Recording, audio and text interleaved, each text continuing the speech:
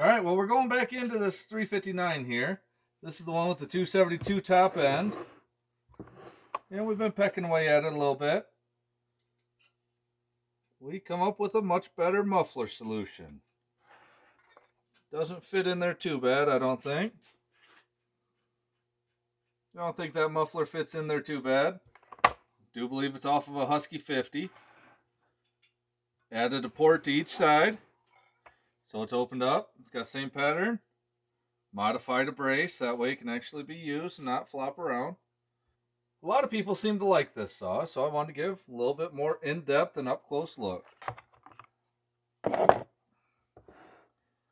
So you get that muffler. We added a spacer. That's the 272 cylinder. And that's the first round of intake boot. That's a couple of aluminum flanges.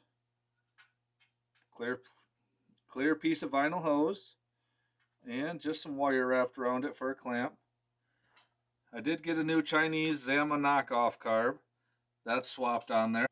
We are going to put this back on the dyno and see how it works out.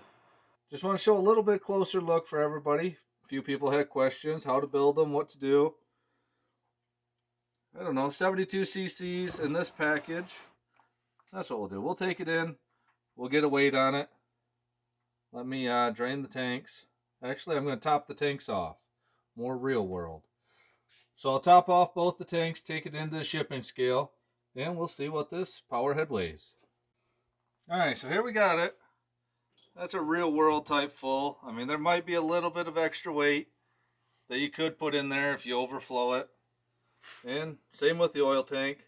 Okay, I'll admit that's not a real world fill for the oil tank because we all know it'll be running down the front and the sides and the back. But that's about where it should be, I guess. So now we'll get these. Now we'll get an actual weight. This power head full of fluid. So here it is on the shipping desk. Got 14 pounds, 9.1 ounce. And there is the metric. Had a lot of comments, people asking how much weight was added with the 272 top end and all the stuff needed. Well, this is my 357. It's all stock. Same thing. Oil's full, gas tank's full. And we got the clutch cover on it. We got 14 pounds, 12 ounces. And there's our metric. Well, that was actually pretty surprising. The 272 cylinder saw was actually a few ounces lighter. But as you can see, it does not have the spike. So that spike and those two bolts, that's probably close to the 3 ounces that we have. But we're 72 cc's now, and we'll call it essentially the same weight. Who doesn't like that? More displacement and power for the same weight. So I'll get this one. I'll get the 72 all loaded up on the dyno and see if the new muffler mod and the new carburetor actually make more power. So when we first built it, we compared the power to the 359 it was. But the 357 is the hot rod. So that's what we're going to compare the power to this time. To see what kind of power this 272 cylinder makes versus the better one on this chassis, the 357. And maybe, if you guys twist my arm enough, we'll convert the 357 with the stuffers and everything to a 272 cylinder.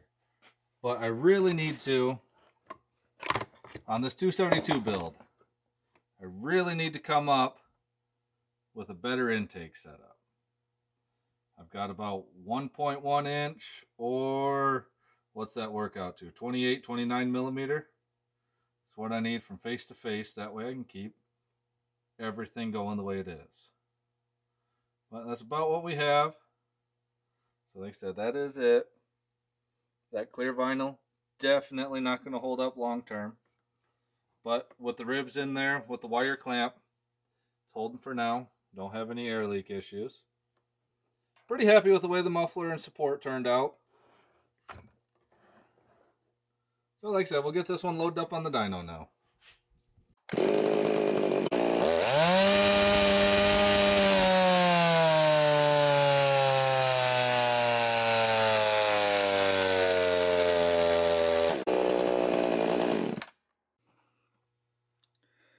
Alright, so we're still moving in the right direction, but still a little bit lacking from where we want to be. So this is the 357 run. You can see it's down here, 4.89 horse and 3 foot-pounds. That's the big thing. That's the big thing with this 272 cylinder is the torque that it adds, which it's a larger saw now. So that makes sense. But anyway, 4.89 horse, 357. We had just at 6 horse with the other carburetor. But that's where I was going. The other carburetor actually let us lean it out a little bit, but I couldn't get a good strong 4-stroke on it. Well, the new carburetor, I can get plenty of fuel, but it doesn't have any of the top end. So we're going to go back for round 3, another carburetor. If I can get a good carburetor on it that lets me wind it out and fuels like this one, then I think we'll be okay there.